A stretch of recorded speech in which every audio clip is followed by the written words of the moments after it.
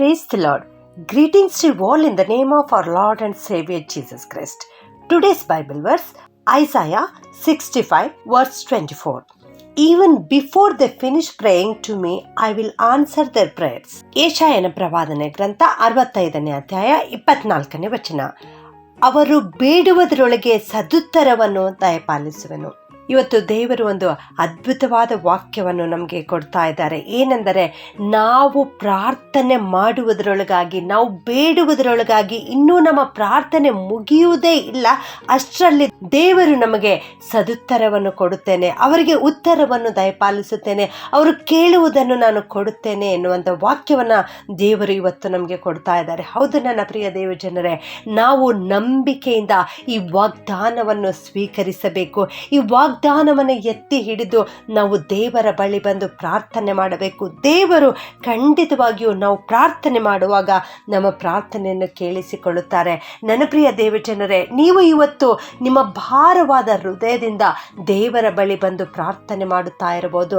ನನಗೆ ಆಶೀರ್ವಾದವೇ ಇಲ್ಲ ಎಂಬುದಾಗಿ ನೀವು ದೇವರ ಬಳಿ ಕೇಳಿಕೊಳ್ಳುತ್ತಾ ಇರಬಹುದು. ನಿನ್ನ ಜೀವಿತದಲ್ಲಿ ಅನೇಕ ಅಗತ್ಯತೆಗಳಿವೆ. ಮಕ್ಕಳನ್ನು ಬೆಳೆಸಿಕೊಂಡು ಹೋಗುವುದರಲ್ಲಿ ನನಗೆ ಕರ್ತನಿಂದ ಆಶೀರ್ವಾದ ಬೇಕು ಎಂಬುದಾಗಿ ನೀವು ಆಲೋಚಿಸುತ್ತಾ ಇರಬಹುದು. ಇಂದು ದೇವರ ಬಳಿ ಬಂದು ಪ್ರಾರ್ಥನೆ ಮಾಡುತ್ತಾ ಇರಬಹುದು. ನೀವು ಭಾರವಾದ ಹೃದಯದಿಂದ ಪ್ರಾರ್ಥನೆ ಮಾಡುವಾಗ ದೇವರು ಖಂಡಿತವಾಗಿಯೂ ಈಗಲೇ ನಿನ್ನ ಪ್ರಾರ್ಥನೆಗೆ ಸದುತ್ತರವನ್ನು ದಯಪಾಲಿಸುತ್ತಾರೆ. ಕೀರ್ತನೆ 145:18 ದೇವರ ವಾಕ್ಯ ಈ ರೀತಿ ತಿಳಿಸಲ್ಪಡುತ್ತದೆ, ಯೆಹೋವನಿಗೆ ಮೊರೆ ಇಡುವವರು ಯಥಾರ್ಥವಾಗಿ ಮೊರೆ ಇಡುವುದಾದರೆ ಆತನು ಹತ್ತಿರವಾಗಿಯೇ ಇದ್ದಾನೆ ಎಂಬುದಾಗಿ. ಹೌದು, ನೀನು ಯಥಾರ್ಥವಾದ ಮನಸ್ಸಿನಿಂದ ಸತ್ಯವಾದ ಹೃದಯದಿಂದ ಕರ್ತನ ಬಳಿ ಬಂದು ನೀನು ಮೊರೆ ಇಡುವಾಗ, ನೀನು ಪ್ರಾರ್ಥನೆ ಮಾಡುವಾಗ ದೇವರು ನಿನ್ನ ಹತ್ತಿರವೇ ಇದ್ದಾರೆ. ದೇವರು ನೀನು ಕೇಳುವುದನ್ನು ಖಂಡಿತವಾಗಿಯೂ ನಿನಗೆ ಅನುಗ್ರಹಿಸುತ್ತಾರೆ. ದೇವರ ಪ್ರಸನ್ನತೆಯನ್ನು ನೀನು ಯಾವತ್ತಾದರೂ ಅನುಭವಿಸಿದೆಯಾ? ನೀನು ಭಾರವಾದ ಹೃದಯದಿಂದ ಪ್ರಾರ್ಥಿಸುವಾಗ, ನೀನು ಕಣ್ಣೀರಿನಿಂದ ಪ್ರಾರ್ಥಿಸುವಾಗ ದೇವರು ನಿನ್ನ ಹತ್ತಿರವೇ ಇರುತ್ತಾರೆ. ನೀನು ಕೇಳುವುದನ್ನು ಅನುಗ್ರಹಿಸುತ್ತಾರೆ. ಇಂದು ನೀನು ದೇವರಿಗೆ ಹೇಳು, ದೇವಾ, ನಾನು ನಿನ್ನ ಮಗುವಾಗಿ ಜೀವಿಸುತ್ತೇನೆ, ನಾನು ನಿನ್ನನ್ನು ಪ್ರೀತಿಸುತ್ತೇನೆ, ನನ್ನ ಪಾಪಗಳನ್ನು ಕ್ಷಮಿಸು ಎಂಬುದಾಗಿ ನೀನು ದೇವರ ಬಳಿ ಪ್ರಾರ್ಥನೆ ಮಾಡುವಾಗ ಖಂಡಿತವಾಗಿಯೂ ದೇವರು ಇಂದೇ ನಿನ್ನ ಪ್ರಾರ್ಥನೆಗೆ ಸದುತ್ತರವನ್ನು ದಯಪಾಲಿಸುತ್ತಾರೆ. ಪ್ರಾರ್ಥನೆ ಮಾಡಿಕೊಳ್ಳೋಣ. ಭೂಪರಲೋಕಗಳ ಒಡೆಯನಾಗಿರುವಂಥ ನಮ್ಮ ಪ್ರೀತಿಯ ಪರಲೋಕದ ತಂದೆಯೇ, ನಿನಗೆ ಸ್ತೋತ್ರ ಉಂಟಾಗಲಿ ಸ್ವಾಮಿ. ನಾವು ಪ್ರಾರ್ಥನೆ ಮಾಡುವುದರೊಳಗಾಗಿ ನೀನು ನಮ್ಮ ಪ್ರಾರ್ಥನೆಯನ್ನು ಕೇಳಿಸಿಕೊಂಡು ನಮಗೆ ಸದುತ್ತರವನ್ನು ಕೊಡುತ್ತೇನೆ ಎನ್ನುವ ಅಭಯ ವಚನವನ್ನು ಇವತ್ತು ನಮಗೆ ಕೊಟ್ಟಿದ್ದೀರಿ ದೇವ. ಅದಕ್ಕಾಗಿ ನಿನಗೆ ವಂದಿಸ್ತೇನೆ ಸ್ವಾಮಿ. ಈ ಪ್ರಾರ್ಥನೆ ಕೇಳಿಸಿಕೊಳ್ಳುತ್ತಿರುವ ಪ್ರತಿಯೊಬ್ಬೊಬ್ಬರನ್ನು ಆಶೀರ್ವಾದ ಮಾಡು ಕರ್ತನೆ. ಇಂದು ಅವರು ಯಾವ ವಿಷಯಗಳಿಗಾಗಿ ಪ್ರಾರ್ಥನೆ ಮಾಡುತ್ತಾ ಇದ್ದಾರೆ ಅದು ನೀನು ಬಲ್ಲಂತ ದೇವರಾಗಿದ್ದಿ ಸ್ವಾಮಿ. ನಿನಗೆ ಸ್ತೋತ್ರಪ್ಪ.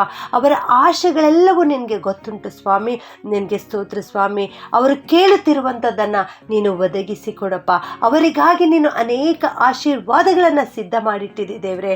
ಅದಕ್ಕಾಗಿ ಸ್ತೋತ್ರ ತಂದೆ. ನೀನು ಕೂಡಿಟ್ಟಿರುವ ಎಲ್ಲ ಆಶೀರ್ವಾದಗಳನ್ನು ಇಂದೇ ಈ ಎಲ್ಲ ಪ್ರಿಯ ದೇವಜನರ ಜೀವಿತದಲ್ಲಿ ಕೊಟ್ಟು ದಯಪಾಲಿಸು ಸ್ವಾಮಿ. ಅವರು ಮುನ್ನೋಡುತ್ತಿರುವಂಥ ಆಶೀರ್ವಾದವನ್ನು ಕೊಟ್ಟು ದಯಪಾಲಿಸು ತಂದೆ. ಅವರಿಗೆ ಆರೋಗ್ಯವನ್ನು ದಯಪಾಲಿಸು, ಅವರಿಗೆ ರಕ್ಷಣೆಯನ್ನು ಅನುಗ್ರಹಿಸು.